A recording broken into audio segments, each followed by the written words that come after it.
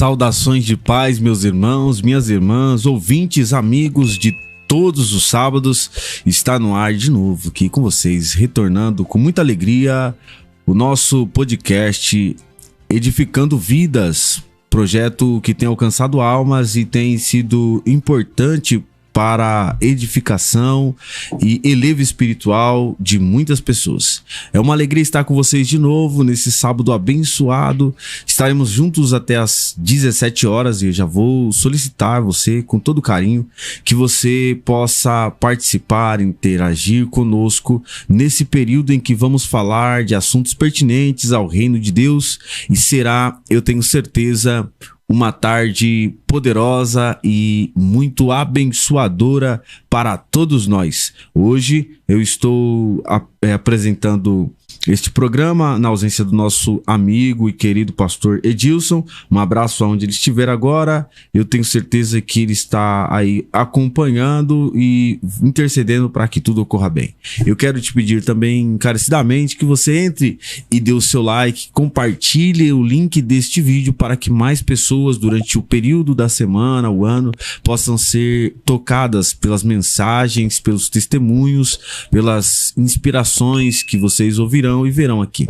Também vou pedir para você participar conosco no chat ao vivo. Você pode enviar a sua pergunta já a partir de agora, em nome de Jesus. Também hoje estamos bem acompanhados, muito bem acompanhados por bondade de Deus, Ele sempre nos ajudando. Pastor Evandro Venâncio está conosco hoje e é uma alegria poder recebê-lo. É a primeira vez aqui conosco, né? Nós temos trazido pessoas relevantes para o reino de Deus, pessoas que têm somado no reino de Deus, e o pastor Evandro Venâncio com certeza é uma pessoa dessa, muitos anos de ministério, de carreira, fazendo aí uma história e tocando gerações para a glória de Deus. Pastor Evandro Venâncio, ele tem 40 anos, é casado há 13 com a irmã Ana Cristina Venâncio, tem 2 filhos, ele é escritor, pastor de igreja, hoje trabalhando na itinerância ou exercendo o ministério da itinerância. Ele tem também um livro, né, já no seu 2º volume, Órbitas do Espírito, um livro comentado, bem didático, um livro que traz experiências singulares com o Espírito Santo. É muito bom tê-lo conosco, o pastor Evandro Venâncio, seja bem-vindo. Eu que agradeço, é um prazer imensurável estar participando desse podcast e eu acredito que temos algumas experiências imprescindíveis e relevantes para estar transmitindo nesse podcast tão almejável. Glória a Deus, glória a Deus. Pastor Evandro, fica muito à vontade, tá? É um bate-papo bem amistoso, amigável, e aqui assim, é o bate-papo entre amigos, então amém. Nós já nos conhecemos aí acho que mais de 10 anos pelo menos, tem né? uns 15 anos já, assim, eu era bem mais novo e eu era ainda um garoto, né? Eu tinha 40 Por bondade de Deus, Deus nos preservou em sua presença, que é o principal, né?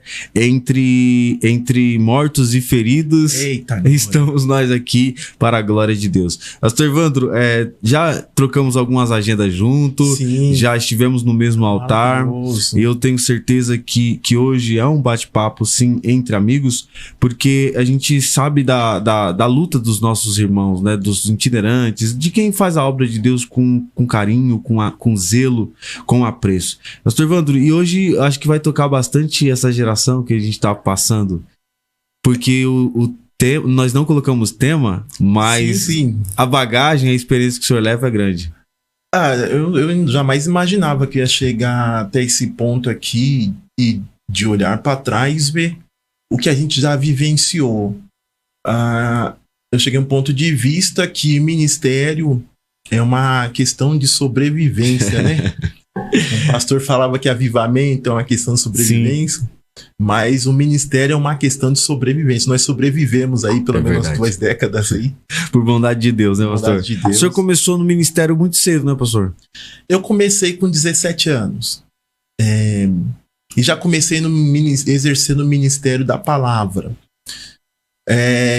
O Paulinho, carinhosamente, o pastor Paulo Henrique, quando eu iniciei na igreja, eu queria ser músico. O meu sonho era ser músico. Sério? Eu queria ser músico. Eu tentei aprender a tocar violão, a mente não abria. Eu pegava aquela bona lá, nota sinfônica, não entendia nada.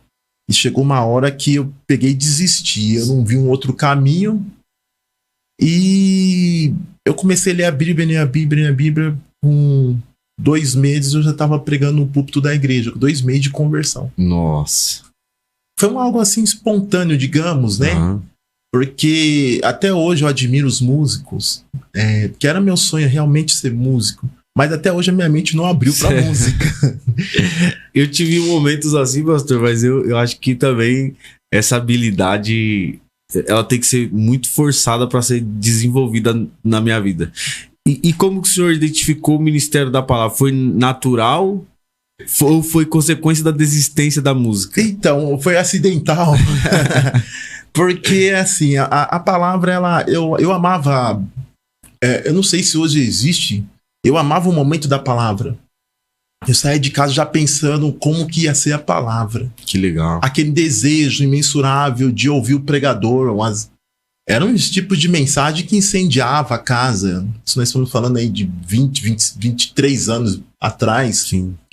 E era muito impactante. Aquilo me envolvia.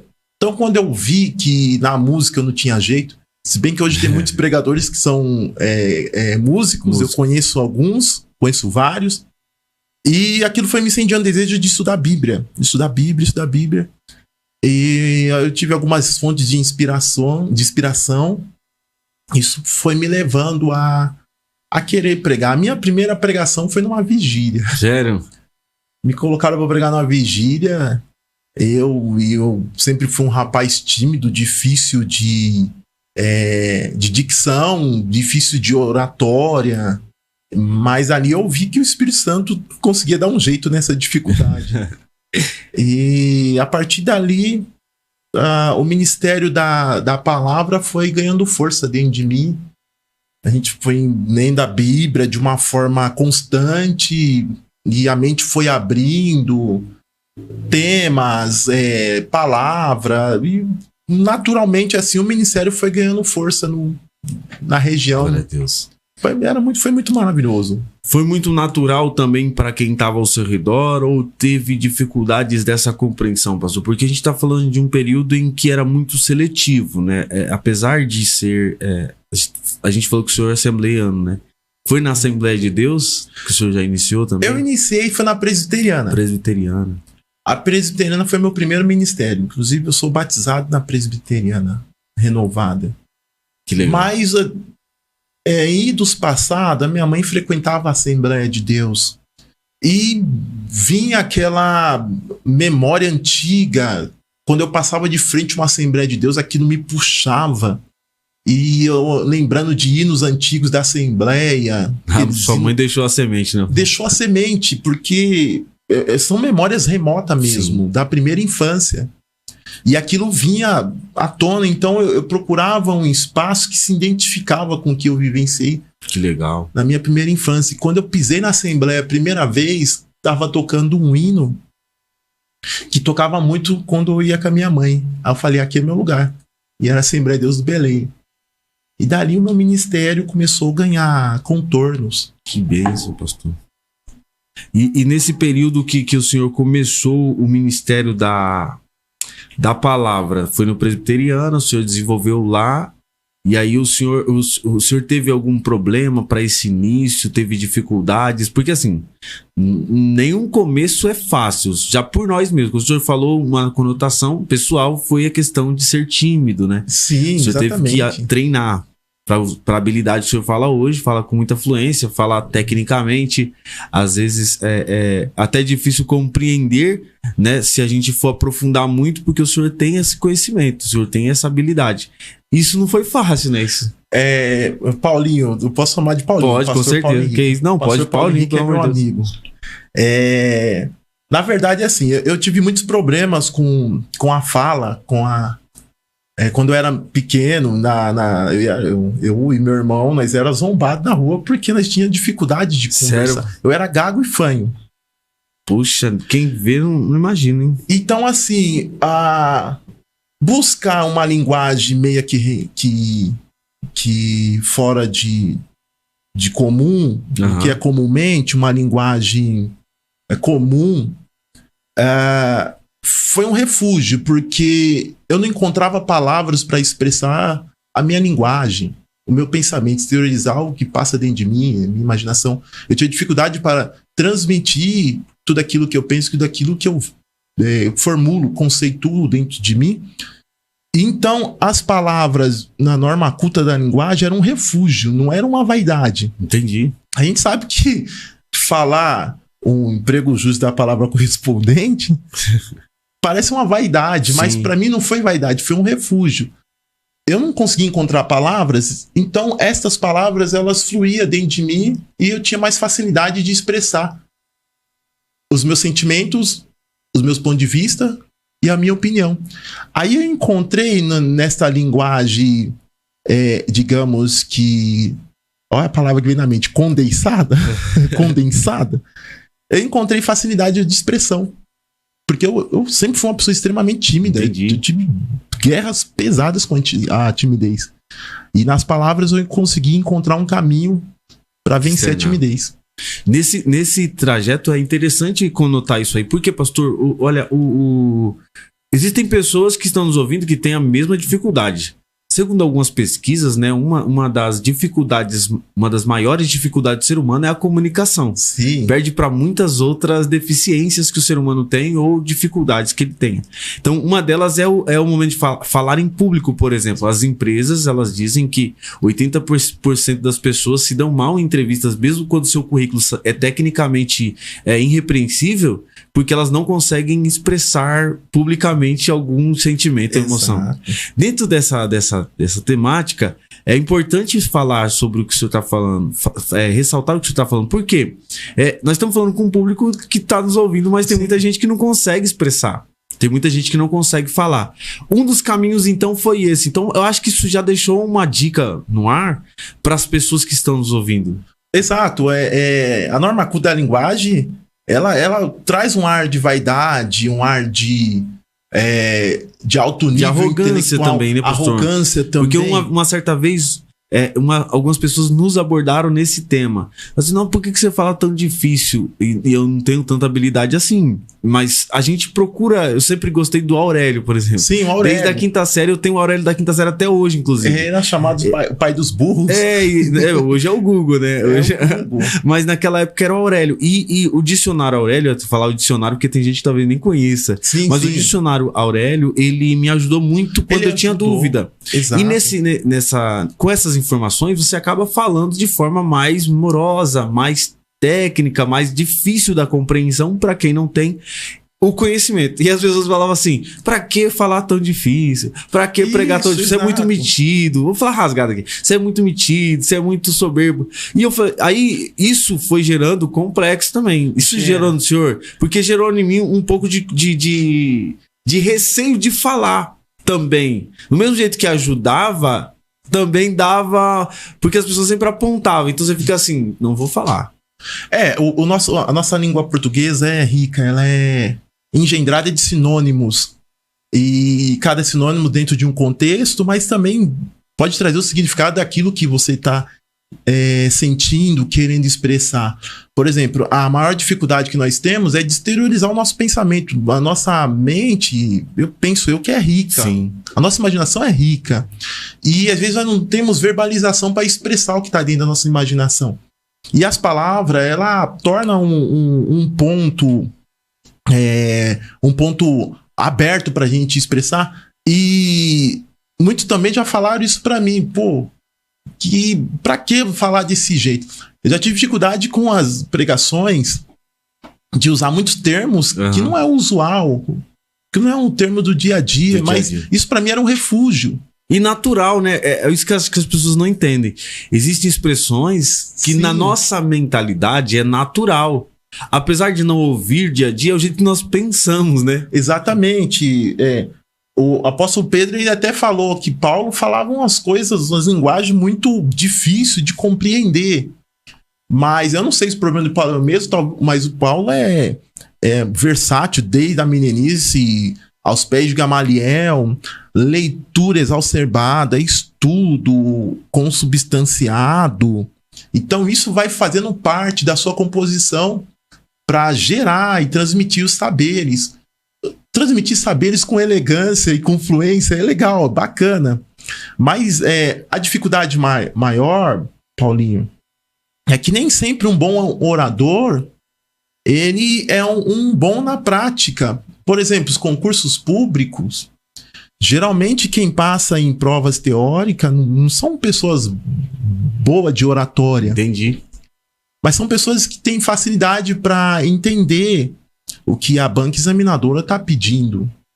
E às vezes pessoas de oratória, por ela estar muito focada naquilo que constitui o pensamento dela, ela não vai conseguir compreender o que a banca examinadora está pedindo. Legal, pastor. Só que também no exame da ordem, muita gente repete na prova oral. Verdade.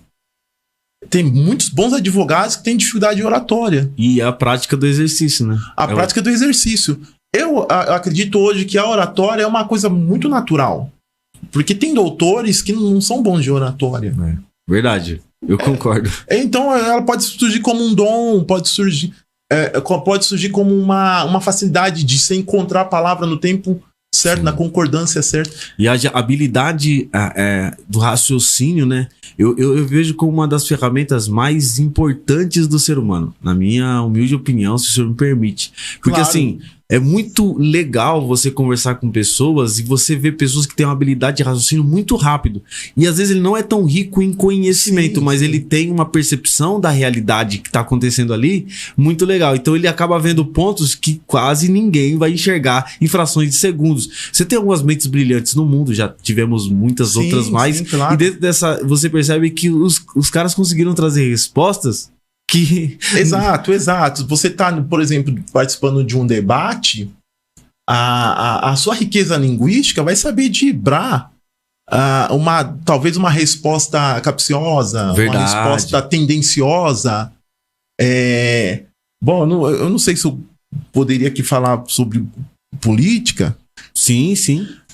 Nós tivemos o nosso presidente, que lamentamos muito não ter ganhado, mas talvez se ele tivesse um domínio maior das retóricas em muitas perguntas tendenciosas, porque infelizmente ele sofreu muitos ataques e sabia que nas perguntas ele ia ter um surto de raiva, de ira, ia soltar o que viesse na mente dele. Verdade. Talvez se ele tivesse vibrasse com a oratória, com a riqueza de linguagem, embora isso é uma retórica, Marcos Túlio Cícero, um dos maiores oradores da história da humanidade, ele chegou ao topo da sua excelência de promoção pessoal por causa da linguagem.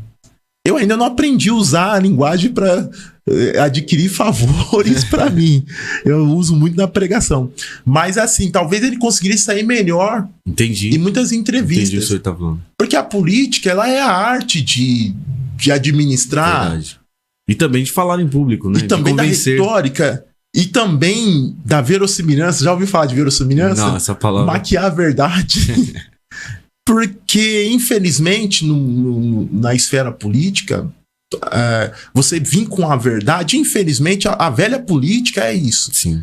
A verdade, por verdade, ela não funciona. Ela constrange e arruma inimigos. É verdade. É difícil para ser político, hein? É verdade. Você já pensou em ser político? Bom, eu não...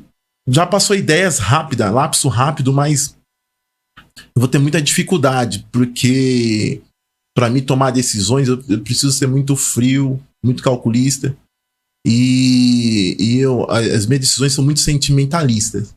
Entendi. Então acho que eu não teria muita facilidade para política, não. Boa, é boa. É uma boa resposta, serve bem. É legal. Pastor Evandro, dentro desse tema importante, que acho que já ajudou muita gente. Pastor Edilson tá online aí. Vilma Anastácio também, Pai do Senhor, boa tarde a todos.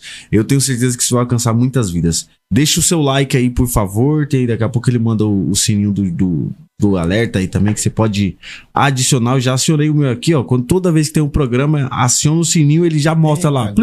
Vai começar o podcast o Roda de Amigos. Sr. Evandro, fala um pouco do seu livro, tá no 2º volume, são muitos exemplares, o Brasil todo, talvez até o exterior, já conhece. Sim, teve livro que foi para a Alemanha, livro para os Estados Unidos. Glória a Deus.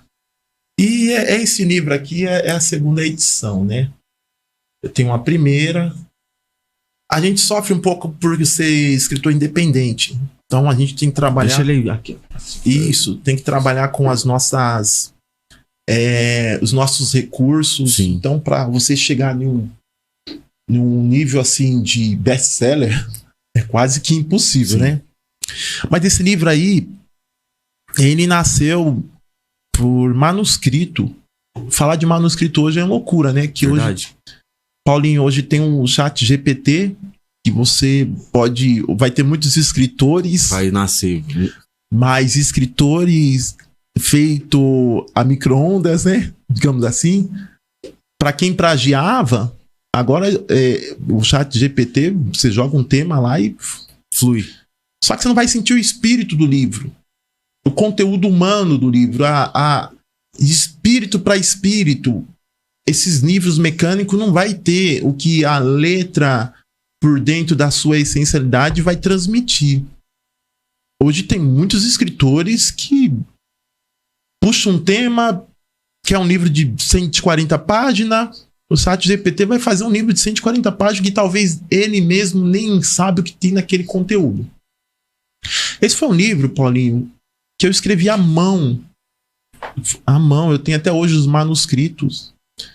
E esse livro aqui, ele é um quarto daquilo que eu escrevi com a mão. Então, quer dizer, ainda tem um terço, conteúdo pra um terço para mim. E se Deus quiser, no final do ano eu lanço o próximo. E foi revelações e relacionamentos limites insondáveis até aqui, ó.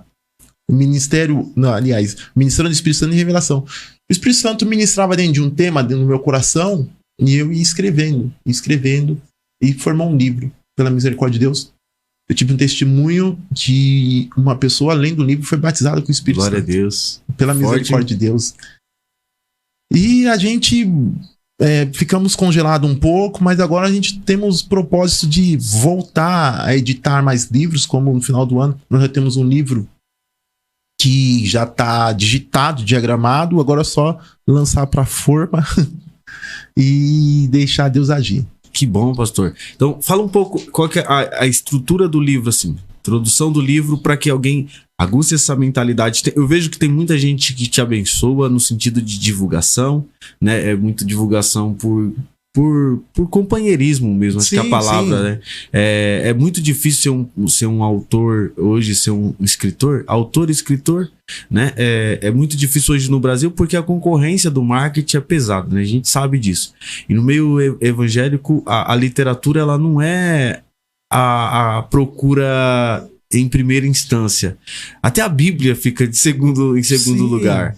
Como que é hoje para o senhor? O senhor vive disso? O senhor vive disso no sentido de, claro, a gente depende de Deus, sim, mas sim. Em questões financeiras, o senhor vive na itinerância, está vivendo um trabalho secular, o livro apoia o seu ministério, como que funciona? Eu sempre fui aquele pregador, considerado o pregador CLT. Eu, em tempos trabalhando e pregando, em tempos só pregando e em tempos só trabalhando. O livro me deu um suporte financeiro muito grande, mas se você não tiver um planejamento, por exemplo, acabou os livros e eu não tinha mais em estoque. Então, o que entrou de faturamento do livro foi o que foi correspondente para me trazer suporte familiar. Entendi.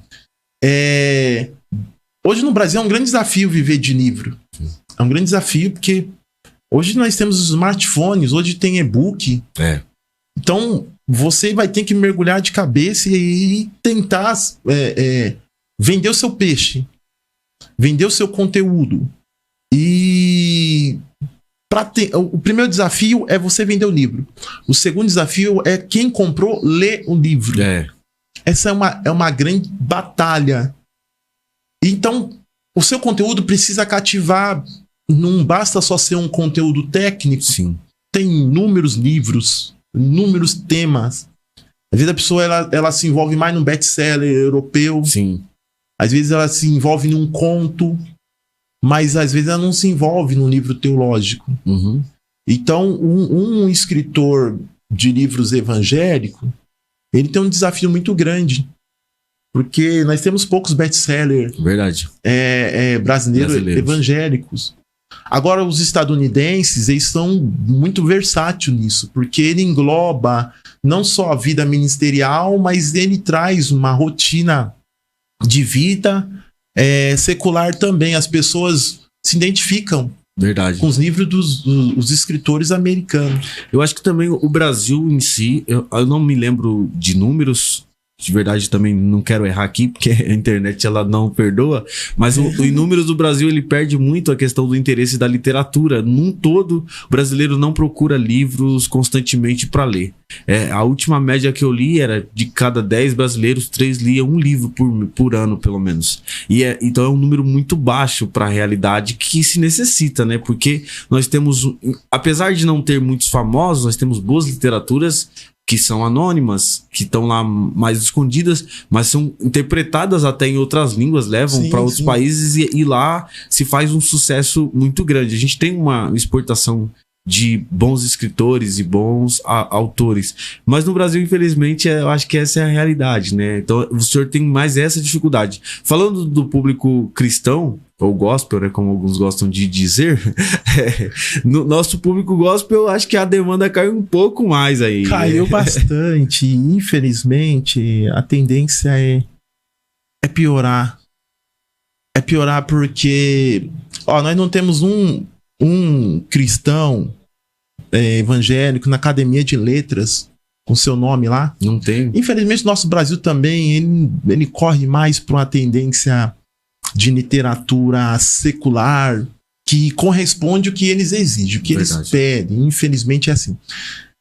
E nós vemos que a dificuldade das pessoas lerem a Bíblia, a facilidade delas serem enganadas, embora hoje o número de digamos, autodidatas teológicos nas plataformas midiáticas são grandes. Você abre o TikTok, tem muitos homens falando de teologia, muitos estudos, muitas análises, muitos pontos de vista.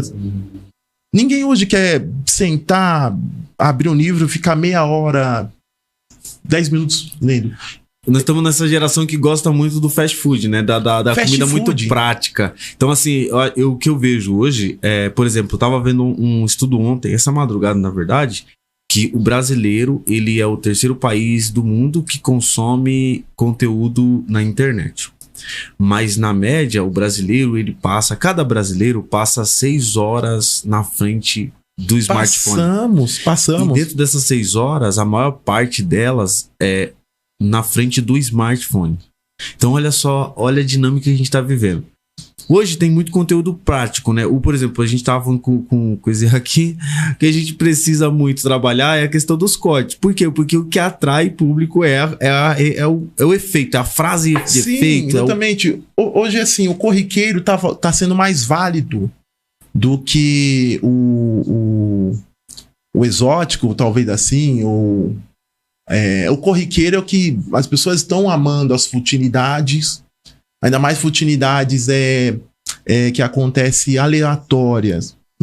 Você ser intelectual é uma perca de tempo hoje.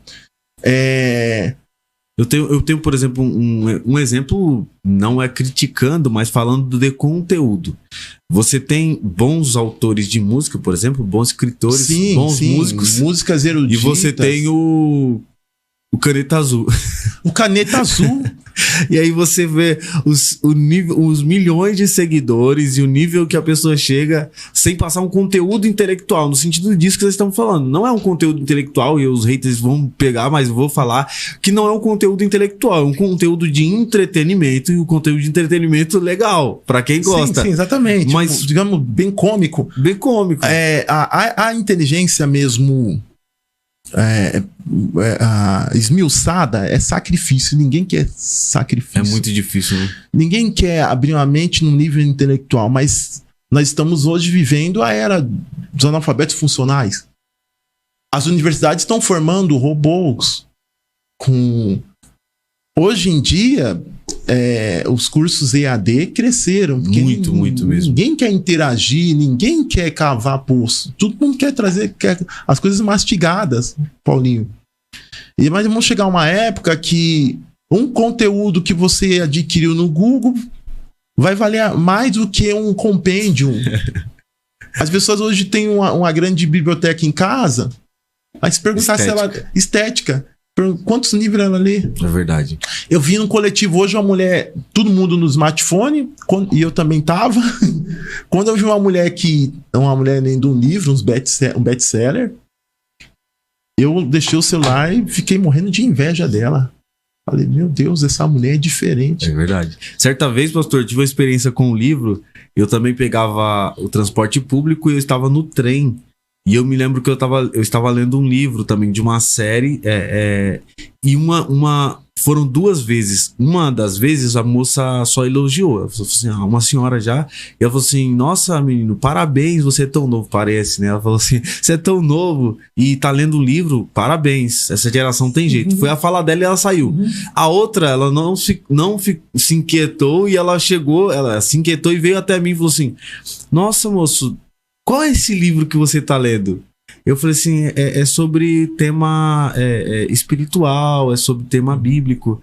Ela falou assim, faz tempo que eu não vejo alguém tão novo lendo um livro no meio do transporte ou numa praça e tudo mais. Aí eu senti no meu espírito fluir que ela gostou do assunto, porque aí entrou o assunto. E aí ela se emocionou e começou a falar do assunto, ela se emocionou. Ela falou, nossa, tem tudo a ver comigo. Porque ele também tratava de questões emocionais do relacionamento. Sim, claro. E talvez ela estivesse passando por alguma crise. Aí eu senti no meu espírito e falei assim, quer saber de uma coisa? É um livro do Thiago Brunet, que trata sobre emoções. Aí eu dei pra ela. Olha que bacana. Na hora que eu dei pra ela, ela falou assim, não acredito que você vai me dar. Ela se emocionou. Isso não faz muito tempo. E aí eu dei pra ela, ela falou assim, não, escreve uma dedicatória aqui. Eu vou perder minha estação, mas escreve aqui. Para uma pessoa especial, num dia especial, Deus marcou um encontro. Aí ela pedindo pra mim fazer alguma menção. Eu escrevi, Deus não une pessoas, Deus une propósitos, que era uma das frases do livro. Então, assim, foi muito legal ver que falta essa referência. O senhor falando agora me refrescou a memória. Eu ri aqui enquanto você estava me falando do coletivo. Eu estava lendo um livro de um autor alemão, Arthur Schopenhauer. Nossa. Num ônibus. E ali na frente, adiante de mim, tinha um rapaz lendo Simon Freud. O livro era O Inconsciente e o Subconsciente. Nossa. Quando eu olhei assim, eu tô lendo Arthur Schopenhauer, e ele lendo dois escritor alemão. Aí quando eu olhei assim, quando eu vejo alguém lendo algum livro, eu tenho curiosidade. Geralmente eu vou lá e pergunto, o que você tá lendo? Eu fui perguntar pra uma mulher que ela tava lendo 50 Tons de Cinza. Eu fui perguntar do que se tratava. Aí não vamos entrar nesse mérito. Livro terrível. Quando eu olhei assim, que livro você tá lendo? De repente, um rapaz com óculos fundo de garrafa, meio estranho assim, parecendo Scooby-Doo. Como é o Scooby-Doo? Sim. Olhou pra mim com os olhos assim. Eu tô lendo Simon Freud. Aí eu falei, tá, eu tô lendo Arthur Schopenhauer. Arthur Schopenhauer, já tem outra pessoa lendo um escritor alemão? Arthur Schopenhauer é um pessimista? E realmente é um pessimista. E eu perguntei pra ele, e Freud? Eu tô entrando no profundo do inconsciente. Aí eu falei, esse cara não é normal, né? É meio loucura. Que legal. A leitura é maravilhosa. Agora, em relação ao ministério, a leitura dentro de um ministério, o ministério, às vezes, ele é muito adrenalina, intenso.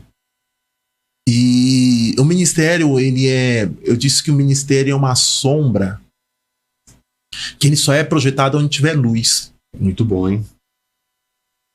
E hoje nós estávamos falando até do assunto vida em ministério. Sim. Nós estávamos falando. Muito bom a gente falar do livro. Mas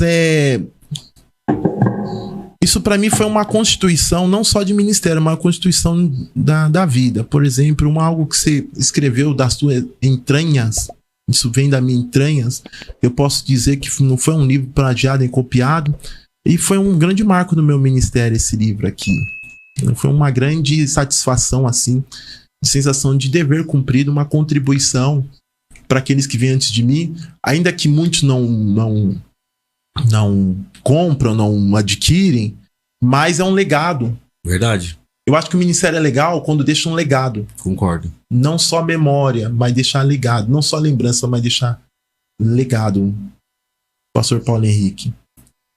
E a leitura, ela vai extraindo da gente uma forma de ramificar o que é bom e o que é ruim. E também um filtro interno da nossa capacidade de expressar o que sentimos, o que vemos. Verdade. E as nossas opiniões. Muito bom. Pastor, qual o começo, assim, uma pergunta que eu sempre faço a escritores. Eu tenho uma pretensão e um projeto de também um dia alcançar a deixar uma literatura em evidência. Nessa realidade, para todos, tem bastante gente que sonha com a mesma coisa. Como que é iniciar? Por onde a gente vai? Qual o caminho mais, assim, não existe caminho fácil, mas qual que é o caminho mais tranquilo que a gente possa começar? Claro, inspiração, escrever, tudo lá. Ter o livro, pelo menos na memória, no mínimo, né? Sim. Mas depois disso, o que a gente precisa aí para poder alcançar esse projeto? Bom, nem todo dia nós estamos inspirados. Não é todo dia que nós estamos inspirados. Mas vai ter dias que você vai estar muito inspirado. E se você não tiver um método para organizar essa inspiração, você torna redundante. E a redundância, ela faz você perder no caminho. Tem um amigo meu de Belo Horizonte que ele concluiu um livro. Eu disse, faça um esqueleto. Se você já quiser digitar logo no Word, formata lá. Quantas páginas você quer o seu livro? 100 páginas? Então faz um esqueleto. Você vai dividir em 10 capítulos. Cada capítulo 10 páginas. E cada uma dessas 10 páginas você faz 5 tópicos. Então você pega uma linha, o tema aqui e o final aqui. Aí você tem que ser correspondente ao tema para você não sair do assunto. Encerra uma parte, começa outra. Encerra uma parte, Entendi. Começa outra.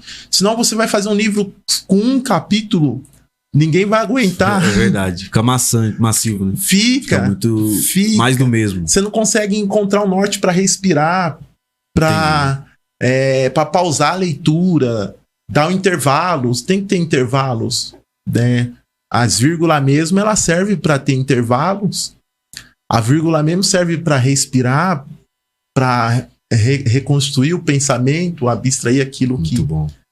Então, um esqueleto bom é isso. Você quer um livro de 100 páginas? Faz um livro de 10 capítulos. 10 páginas cada capítulo. Eis aí um esqueleto de um livro. Muito bom. Então, eis a dica. Vamos começar. Que venha 2024 pra gente já startar vários projetos aí.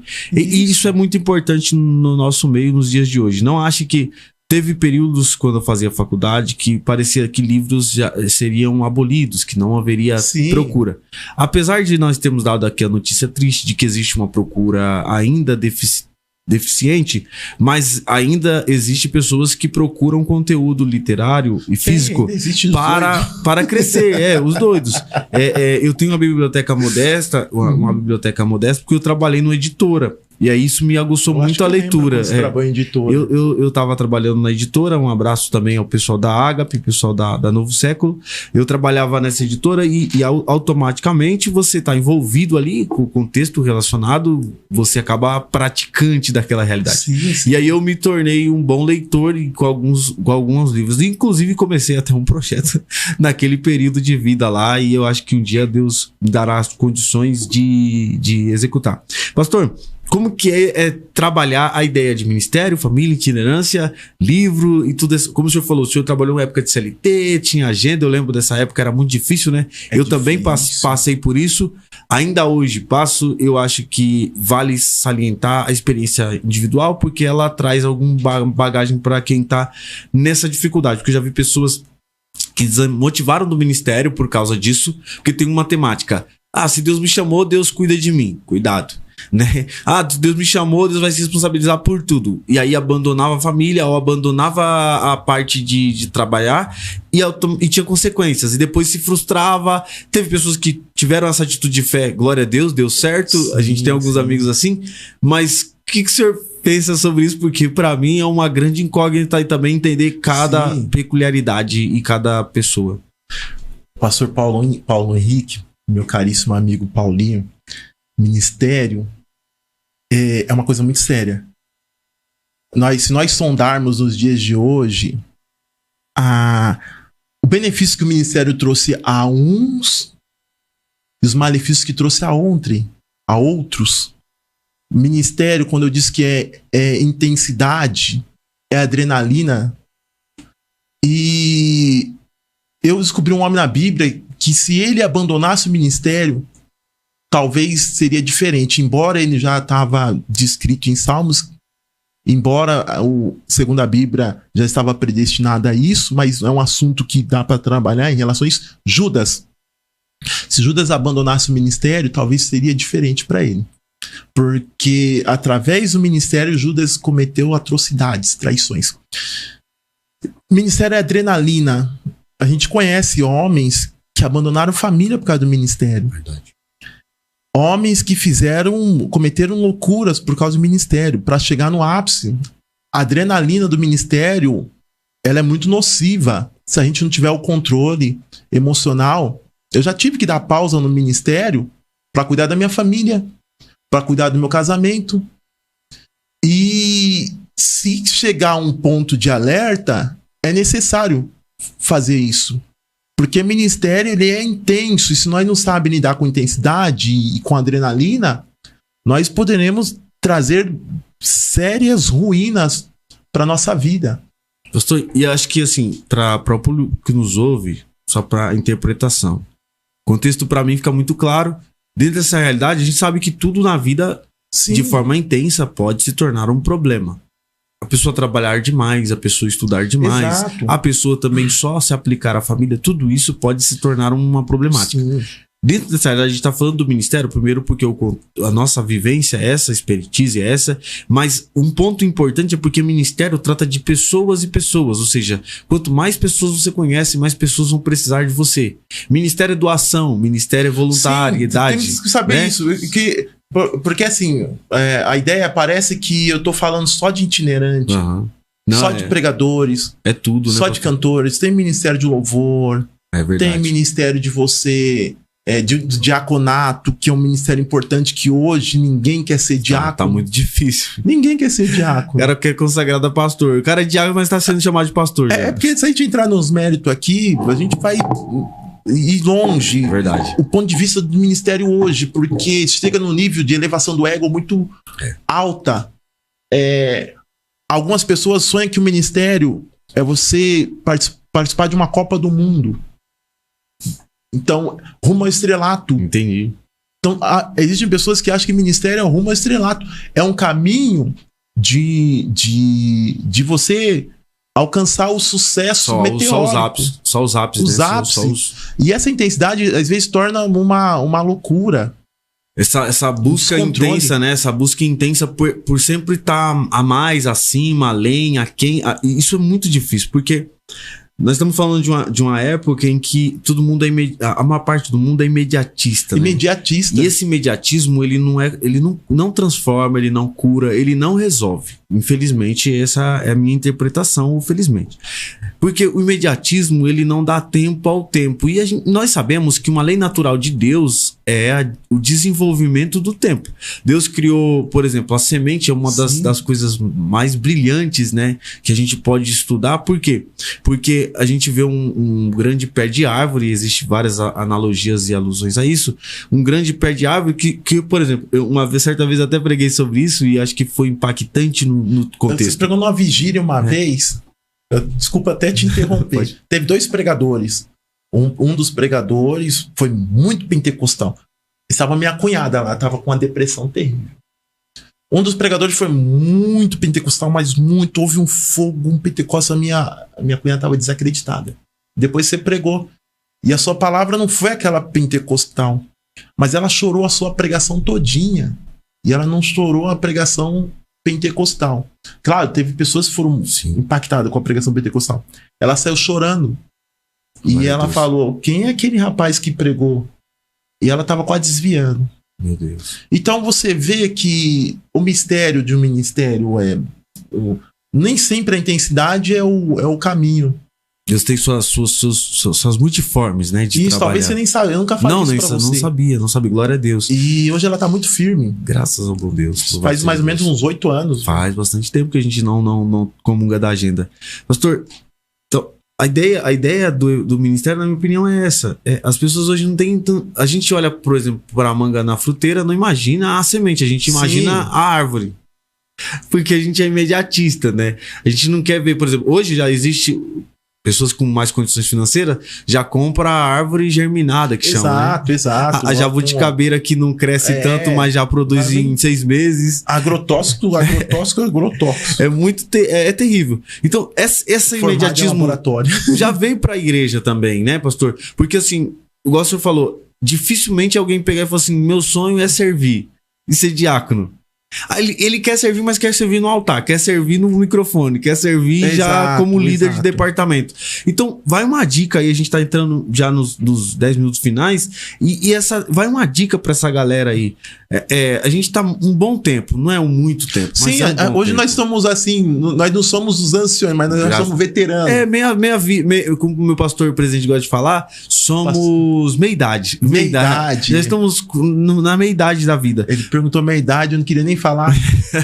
A idade de Moisés. A idade de Moisés. Eu tô na idade de Cristo e eu acho que o Senhor me preserve, né, para chegar com estrutura bem formada. Porque a maior dificuldade não é, acho que, crescer, né, pastor? Sim. Porque tem uma fermentação muito... Tem muito fermento. Um pouquinho de fermento ele leveda toda a massa. A preocupação minha hoje, nós começamos lá atrás, as oportunidades eram abertas, nós não corria atrás de agendas. Verdade. Não tinha mídias sociais. Era na raça. Os convites chegavam e a gente respeitava muito os nossos líderes. Falava na hora certa. Se o líder falasse 10 minutos, é 10 minutos. É verdade. E na roda de obreiros nós ficava calado, esperava a nossa vez quando alguém pedisse a palavra. Então a subordinação era forte. Isso dá crescimento. Dá crescimento. E nós éramos jovens queridos pelos líderes. Esse jovem, sim. Disputado pelos ministérios. Exatamente. E agora, claro, a gente quer que novos pregadores surjam. Apoiamos. Eu fico feliz. O número de jovens pregando hoje é muito nas redes sociais, principalmente. As mídias abriu muito espaço. Eu não sei se já existia, mas é assustador, né? É assustador. Porque eles não têm estrutura. O problema é que... Sabe uma coisa que eu percebo? É que vai uma certa alfinetada. Um problema muito grave que eu vejo, pastor Verão, não sei se eu comunga da mesma opinião, é que quando você vê as pessoas nas mídias, é uma coisa. No sentido teológico, sim, intelectual, conhecimento. Às vezes com muita frase que impacta, que gera repercussão. Exato. Mas quando você vai no particular, são pessoas, de certa forma, vazias, porque não tem muito conteúdo, é mais do mesmo.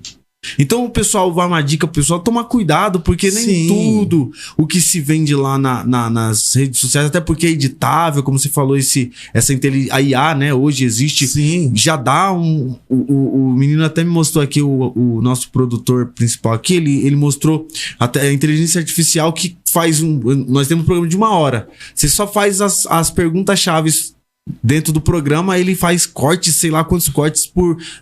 Já baseado sim, no que é algo muito rápido. E dentro dessa realidade existem pessoas que estão também dessa forma. Elas já vêm preparadas para o que elas vão falar, mas... O mundo dos filtros, o mundo do outro lado, o mundo Matrix, eis aí. Tá vivendo, é verdade. Uma boa definição. O mundo Avatar. Paralelo, que eles falavam. As pessoas demonstram ser um lixo, mas na realidade elas estão sugando a sua capacidade de analisar o que é bom e o que não é. Isso é tão forte que essa madrugada eu tava conversando com uma pessoa. Não posso dar uma riqueza de detalhes, mas o resumo era assim, ó. eu não sei, mas creio. Eu não estudei, mas creio. Eu não sei nem de onde saiu, mas eu quero crer assim. Isso eu tive que intervir e até interpelar, falando, me permita falar que essa sua opinião ela é equivocada. Pense comigo que se eu quiser crer, todo mundo quiser crer sem base, sem fundamento, como que o mundo seria, né? E aí gerou-se um clima desconfortável. Mas eu acho que tem muito disso hoje. As pessoas não sabem nem o que está escrito, mas elas falam. Exatamente. Ó, a era hoje da grande influência da massa é criadores de conteúdos. Mas que tipos de conteúdos? Quais são os tipos de conteúdos? São conteúdos saudáveis para a mente, para a alma, para o seu ponto de vista, para sua visão de mundo? Não, o que importa é que você empurra a goela abaixo a conteúdos. Sejam conteúdos alimentos indigestos.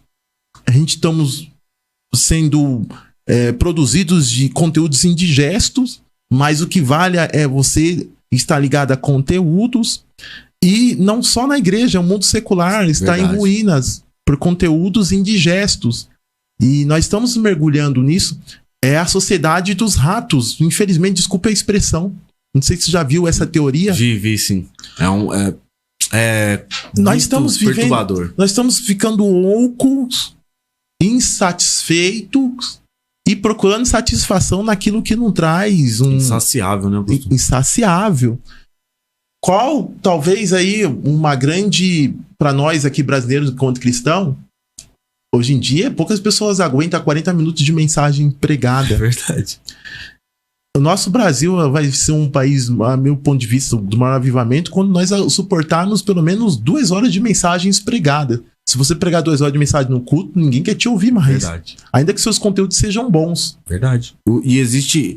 A gente vê que na Bíblia, os maiores avivamentos que existiram vieram através da palavra de Deus. Da palavra de Deus. Um dos maiores avivamentos que vieram, na minha interpretação, de Neemias, quando Esdras prega a palavra pelo menos 6 horas por dia. Eu sou apaixonado pela palavra. E quando nós temos a evidência da palavra, a expressão da palavra, a explanação da palavra, nós percebemos que existe essa efusão espiritual e esse pacto de glória que é tão esperado no culto. E aí normalmente se espera depois da mensagem. Eles falam assim, depois da mensagem o pregador ora e tudo vai acontecer no movimento pentecostal. Interessante. Isso é triste, né? É triste. Olha, eu ouvi uma pregação, como eu não vou falar mal aqui, posso falar, do Eliseu Rodrigues, uma das pregações que ele fez agora no Militantes, lá no Ceará. Sei. Foi uma das melhores pregações que eu já ouvi. E alguém falou que foi uma pregação cansativa. Eu tava assistindo aquela pregação, eu tava queimando por dentro. Tá vendo? Então, aí eu dei glórias ao Senhor, porque ainda eu amo a palavra. E alguém falou... Ninguém gosta de pregação cansativa. Aquela pregação foi uma das pregações mais profundas que eu já ouvi. Glória a Deus. A palavra por si só é interessante, é poderosa. Nós não precisamos de grandes avivalistas, sim. Mas o melhor avivamento é pela palavra. Pela palavra. Se não tiver palavra, a gente não consegue sobreviver, porque ela é pão. Jesus falou que ela é o pão. E se a gente não comer do pão da vida, a gente tá com um problema sério de desenvolvimento. Desenvolvimento. Né? Porque é isso que dá saúde. Pastor Evandro, eu quero aqui agradecer e externar toda a alegria, né, de revê-lo e de comungar dessa mesma opinião de fé, de testemunho. Acho que tinha muito mais conteúdo, a gente volta em outra oportunidade. Com certeza. Mas eu quero agradecer e, senhor, fica à vontade nesses minutos finais para poder falar o que o senhor tem no coração, o que você fala. Eu me senti muito honrado de estar participando desse podcast maravilhoso, em ver a sua pessoa, pastor Paulo Henrique, eu estimo muito, um rapaz idôneo. Eu fiquei muito feliz aqui de estar compartilhando saberes, dividindo experiência, e quero agradecer a todo o público que esteve presente aqui. Muito obrigado. Você pode seguir a gente no Instagram, @EvandroVenâncio. Verdade. E em breve estaremos lançando um novo livro. Muito obrigado, pastor Evandro. Para te achar no Instagram, Evandro Venâncio. @EvandroVenâncio. Contato para as agendas? 11 96649 6192. Pode chamar a gente que a gente atende. Só de você voltar o vídeo um pouquinho, pega essa referência do telefone do Instagram. Deus te abençoe. Vou te convidar para estar sábado que vem. Teremos aqui um assunto sobre nós estamos em setembro amarelo. Então a ideia é prevenção contra o suicídio, né? Nós vamos trazer um psicólogo aqui, ele vai falar sobre o suicídio no meio evangélico, no mundo secular. Vai ser muito importante você trazer alguém que precisa ouvir essa mensagem, reproduzir esse conteúdo, tá bom? Deus te abençoe, volte conosco sábado que vem. Um abraço, pastor Evandro, de novo, um abraço, Deus em Cristo te abençoe. Obrigado.